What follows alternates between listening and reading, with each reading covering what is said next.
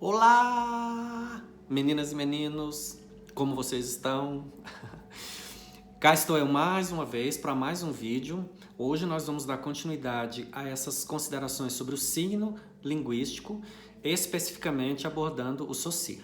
Então seja bem-vindo ao canal Linguística Descomplicada.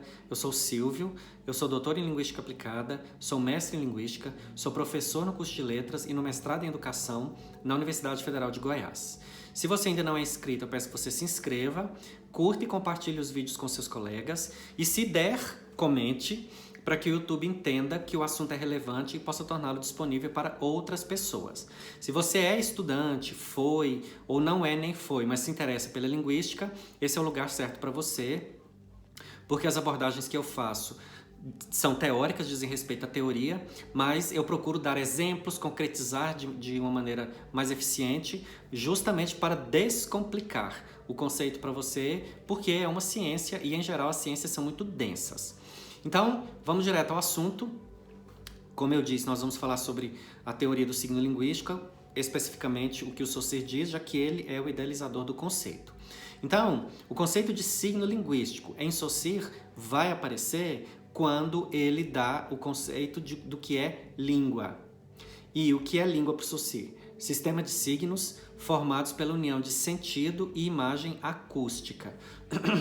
Lembra que o signo representa alguma coisa. E o signo linguístico é quando eu tenho um conjunto de elementos linguísticos, que podem ser sonoros, ortográficos ou gestuais, e esse conjunto de elementos linguísticos representa alguma coisa. Eu falei sobre isso no vídeo anterior. Se você não viu, dê uma olhada lá que eu exploro melhor. E uma coisa que eu disse lá, e vou retomar aqui para você, é que quando você não entende alguma coisa, um conteúdo, uma aula, seja lá o que for, por que a gente não entende? Ou uma língua estrangeira. Por que a gente não entende a língua estrangeira? Porque uma língua estrangeira, o seu interlocutor, que é o estrangeiro, ele vai usar o código, que é a língua dele, vamos supor que seja o alemão. E você é um brasileiro cujo código linguístico é o português. Então, quando o alemão usa o código dele com você, você precisa decodificar o código para poder entender o que ele está dizendo, e vice-versa. Então, se você fala português para ele e ele não conhece o código, a língua portuguesa, ele não vai conseguir decodificar. Então eu decodifico e aí faço as representações, porque o signo linguístico representa alguma coisa e eu consigo captar, entender, interagir e assim ir adiante. Lembra quando eu falei do sistema aberto e do sistema fechado? Se você não viu esse vídeo, volta lá na lista e dá uma olhada. Nós temos 3 classes de palavras, dentre as 10 da morfologia, 3 funcionam como enriquecedores, digamos assim, da língua. Fazem com que a língua fique mais dinâmica. Lembra? Substantivo, adjetivo e verbo. Então, mais uma vez, se você não viu o vídeo sobre sistema aberto e sistema fechado, eu peço que você volte lá na lista e veja para fazer mais sentido para você. Então, essas 3 classes de palavras, se você for observar, você pega um texto, por exemplo, um texto escrito, e vai assinalar, faz isso no Word, por exemplo. Um texto, uma página, 2 páginas, peça para ele contar quantas palavras que tem. E vamos supor que tem, sei lá, 10.000 palavras. E aí, você vai assinalando, vai colocando em destaque quais que são substantivos, quais que são adjetivos, quais que são verbos. Você vai perceber que essas 3 vão constituir a maior parte das palavras. E isso é uma estratégia muito legal. Tem coisa que é legal, tem coisa que é super legal. E isso é super legal. Uma estratégia super legal da língua. Favorece a nossa memória, para a gente não ter que ficar gastando memória guardando. Imagine as 10 classes de palavras, todas pertencendo ao sistema aberto, seria o caos. Além do que, o substantivo, a maior parte dos substantivos é possível de ser visualizado concretamente, mas o substantivo, junto com o adjetivo, pode facilitar mais ainda essa visualização. E se vier o verbo, então a coisa fica muito mais nítida, muito mais concreta. Explode assim, praticamente, na cabeça da gente, você consegue entender. Então, quando o Saussure fala a língua é um sistema de signos formados pela união de sentido e imagem acústica, vem de novo à tona o conceito de sistema. Eu já falei com você a respeito disso. Conjunto de elementos que trabalham entre si, independente da nossa vontade, para fazer esse sistema funcionar. E aí então existem essas duas partes, o sentido e a imagem acústica. Isso tem a ver com o que eu venho dizendo para você, de que é preciso você visualizar aqui na sua mente. Porque quando eu vou lá na papelaria e falo que eu quero uma lapiseira, o atendente precisa visualizar o que é uma lapiseira, para ele chegar lá naquele balcão cheio de lapiseiras, canetas e adjacências e saber identificar o que é lapiseira, porque ele já tem o signo linguístico e tem o representante que está por trás dessa associação, dessa relação, né? Então ele vai trazer para mim, vamos supor que ele tem 10 modelos de lapiseira, ele vai trazer os 10 modelos de lapiseira, mas ele não vai trazer uma caneta, ele não vai trazer um apontador, ele não vai trazer um transferidor, porque o signo linguístico, lapiseira, ocupa o lugar de alguma coisa que ele consegue visualizar aqui na mente dele. Então, quando ele olha lá no balcão, ele procura o elemento que é compatível com aquela visualização. Daí, se a gente for teorizar mesmo o conceito de signo linguístico dentro da perspectiva exclusivamente de Saussure, é o seguinte: se você perguntar, então o que é signo linguístico para Saussure? Signo linguístico é formado pela união de significante e significado. Então, mais uma vez, signo linguístico é formado pela união de significante e significado. O significante é a imagem acústica e o significado é o conceito. Eu não sei se fica muito claro para você essa relação, imagem acústica e conceito, não sei de que forma isso fica claro para você, mas o que eu sei é que agora você já sabe, porque eu já te falei sobre isso, que a gente não entende determinada coisa quando a gente não consegue fazer a representação do signo linguístico associado a algo. Então você não decodifica e não consegue fazer a representação. É por isso que a gente não entende determinadas coisas.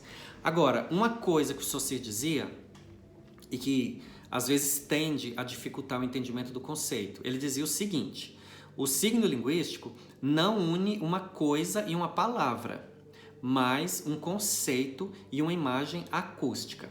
Então, às vezes acontece quando a gente fala assim, isso aqui é o objeto e ele tem o representante lapiseira, o signo linguístico lapiseira.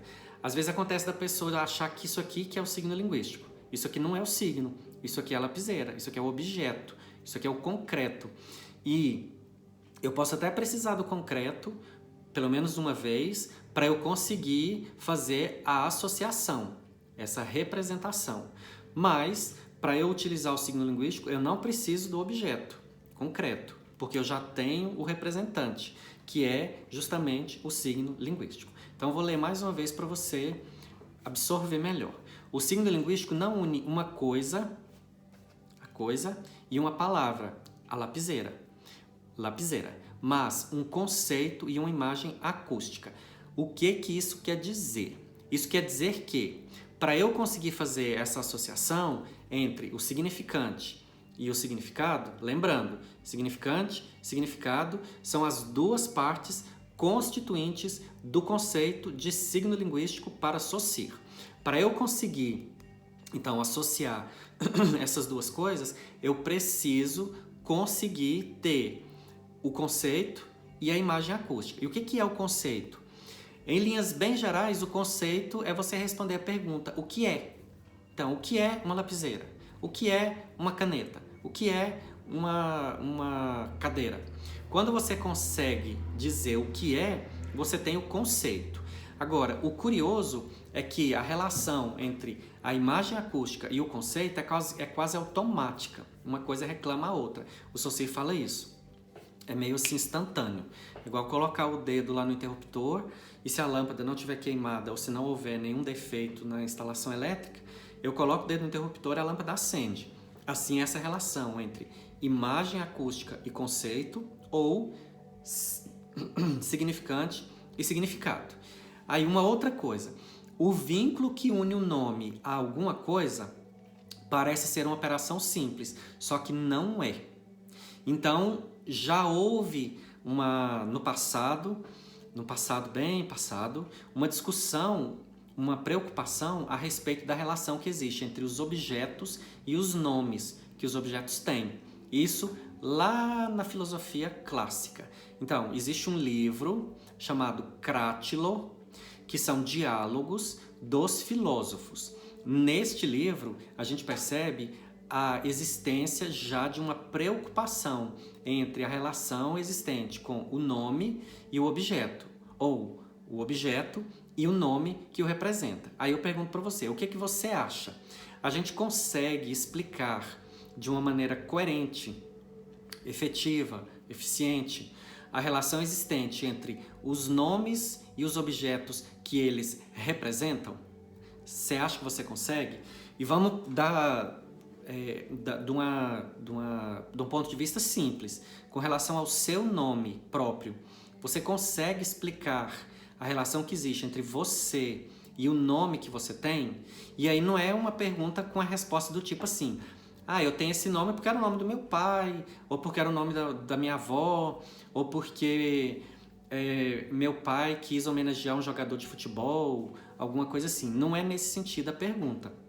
A pergunta é assim, quais são as características que você tem associadas àquele nome que você traz e que justificariam você ter aquele nome? Ou pensando na lapiseira, que eu já dei o exemplo, ou então na caneta, sobre a qual eu falei dias atrás, que características canetísticas ou lapireisísticas que a lapiseira tem ou que a caneta tem e que justificaria o nome caneta ou nome lapiseira.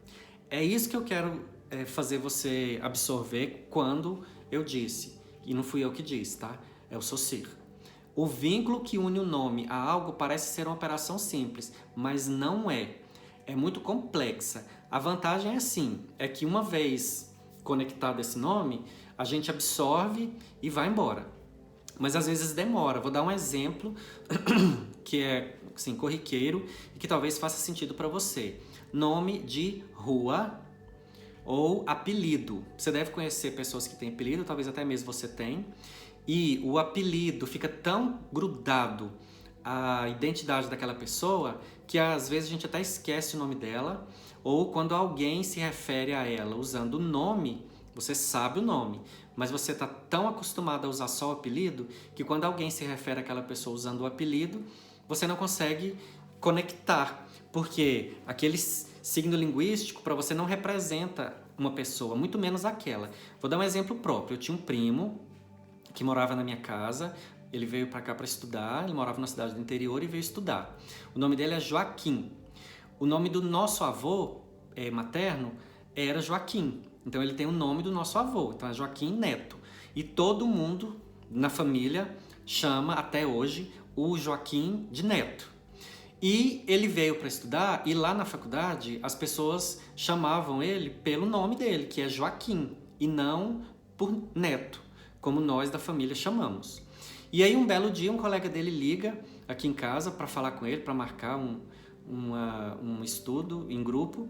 E aí minha mãe que atendeu o telefone. E o colega falou assim, é da casa do Joaquim? E a minha mãe de imediato falou, não. Ela não ligou que Joaquim era o neto. Porque para nós, Joaquim não é o neto. Esse signo linguístico Joaquim não se conecta aqui, não faz conexão na nossa mente com aquela pessoa, porque o que faz conexão aqui com aquela pessoa é o signo linguístico neto, essa sequência sonora da palavra neto. E aí o menino insistiu, falou assim, ué, mas ele disse que passou o número desse telefone, falou que era a casa dele, e minha mãe, não, aqui não tem nenhum Joaquim. E o menino falou, ok, tudo bem, pediu desculpas e desligou. Quando ela desligou o telefone, ela se tocou, falou, nossa, era o neto. O nome do neto é Joaquim.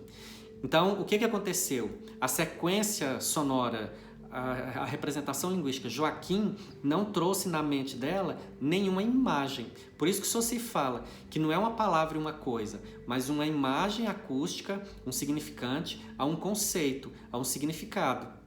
E esse significado, como eu falei, você pode entender que seria a resposta à pergunta, o que é ou quem é?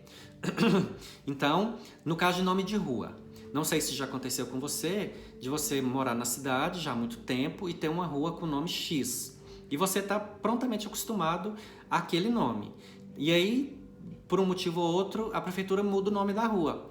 E você demora a conseguir fazer aquela associação. Aqui na cidade acontece isso. Tem uma rua que tinha o nome de Avenida Rio Verde. E a prefeitura, para homenagear uma determinada pessoa, mudou o nome para Veriano. Agora nem lembro se é Veriano Ribeiro ou Veriano de Carvalho. Tá vendo como a gente fica tão conectado àquele nome que você não consegue fazer essa associação? Então, até hoje eu tenho dificuldade. Eu acabei de demonstrar para você que tem, porque já faz tempo que eles mudaram o nome da rua.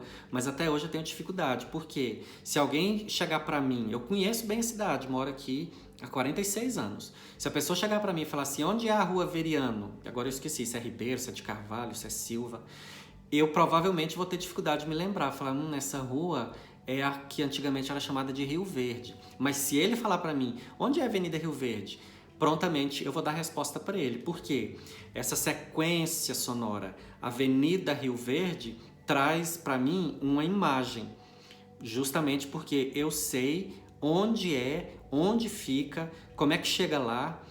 Eu consigo fazer essa associação entre a imagem acústica e o conceito.